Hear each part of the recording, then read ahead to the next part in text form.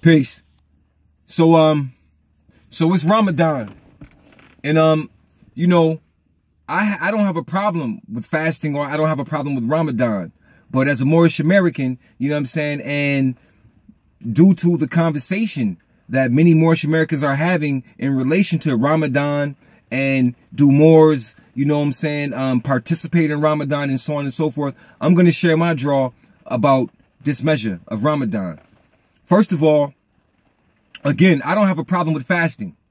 I don't have a problem with, you know what I'm saying, purification and so on and so forth. We know and understand that the fasting is an outward symbolic show of purification of the soul and the heart that has already should be in that state of purification, or already gaining that state of purification. But the thing is that fasting is not an issue. Fasting also has health benefits as well. It burns away poisons and toxins out of the body and so on and so forth. As a matter of fact, the word Ramadan means to be hot.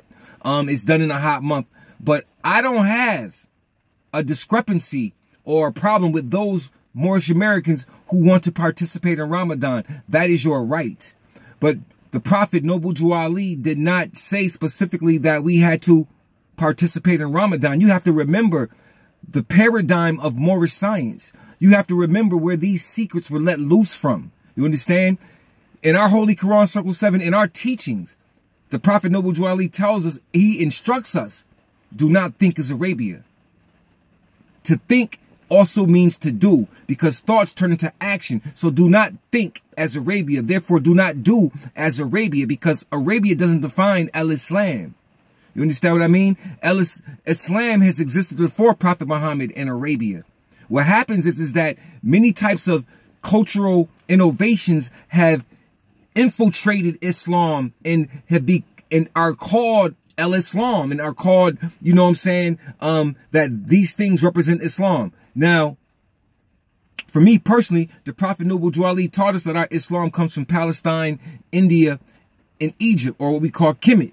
This is where our Islam stems from, and it's much older than al-Islam and Prophet Muhammad, which is how you see the locations of where he calls, you know, of where he says our Islam derives from. Our Islam derives from such and such and such. But as Moorish Americans, we know and understand that our religion is Islamism. Al-Islam, to me, or Islam under the Al-Islam paradigm, it is nothing more than rules, regulations, principles, and laws according to or pertaining to, you know, Islam. Islamism is a bit different, because Islamism is the application of those laws and so on and so forth. See, the Prophet brought us the divine creed, the true and divine creed of Islam. You see what I mean? And why is that important? What difference does that make? Why is that even something to be said? Because people will say, well, you know, the Moorish Americans are haram. Everything they do is haram. Well, we are taught to pray 3 times a day. Our Holy Prophet taught us to pray 3 times a day. And there's no compulsion between any prophets, because we honor Prophet Muhammad, peace be upon him. We honor all the true and divine prophets. But our prophet gave us particular instructions. You understand what I'm saying? And gave us the true and divine creed of Islam, not innovations, not bitter, not cultural, you know, pieces usurped in and so on and so forth.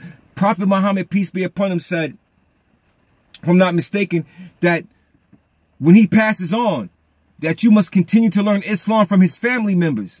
But how could that be when his family members were poisoned and assassinated and removed? So what I'm saying is that what we call today al-Islam might not be the true and divine creed of Islam as prescribed by Prophet Muhammad. Now, our Holy Prophet Noble Jew Ali states, because you'll have Moors who will state about our power and authority being derived from the great Quran of Muhammad.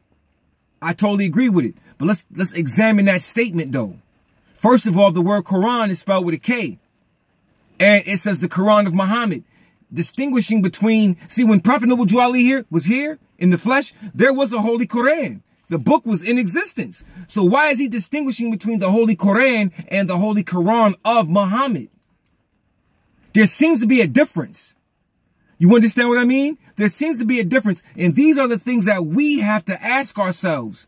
You know what I'm saying? Why does the Prophet demonstrate it in this manner? And you have to also remember that our Holy Quran, Circle 7, is divinely prepared in such a way that it reveals all of the creeds You understand what I'm saying? It puts us above the Muslim. It puts us above the Mohammedan. Because see, a lot of that in Islam is not the true and divine creed, but it is Wahhabism and some other things. You see what I mean? It doesn't have anything to do with Islam and its purity. You understand? So when you think about that, you have to really, really ask yourself what we do. So people look at me and they say, well, brother, you got a prayer mark on your head. You make salat.